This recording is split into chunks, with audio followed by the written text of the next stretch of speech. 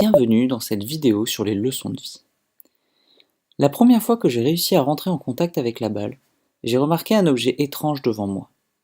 On m'a dit que ça s'appelait un filet, et que je devais mettre la balle au-dessus de ce filet.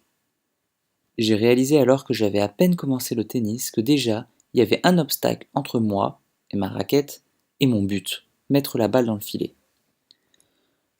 Le filet est adapté au niveau que l'on a. Quand on débute enfant, il peut s'agir d'une simple ligne au sol, de plots, d'un petit filet de 50 cm ou 80 cm pour arriver au filet de compétition 91 cm et 4 mm.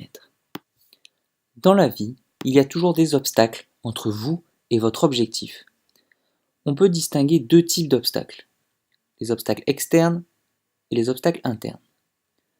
Nous reviendrons sur les obstacles internes dans une prochaine vidéo. Ici, nous aborderons les obstacles externes. Avez-vous remarqué que lorsqu'il n'y a pas d'obstacle, on ne parle pas d'objectif? La notion de challenge, de difficulté est toujours liée à celle de but.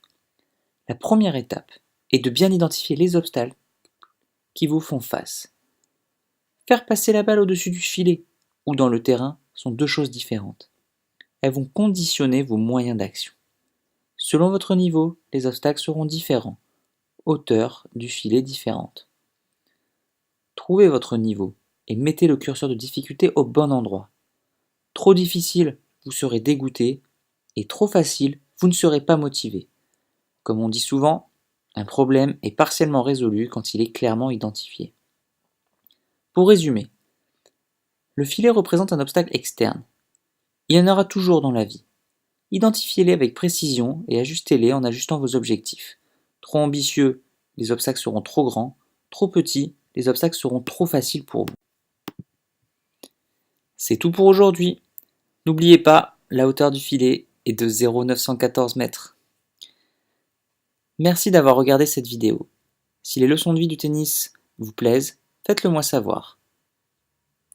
Pour savoir si j'en mets plus souvent ou si je les espace. Pour cela, lève le pouce si ça t'a plu, ou baisse le pouce si ça ne t'a pas plu. À bientôt sur les terrains.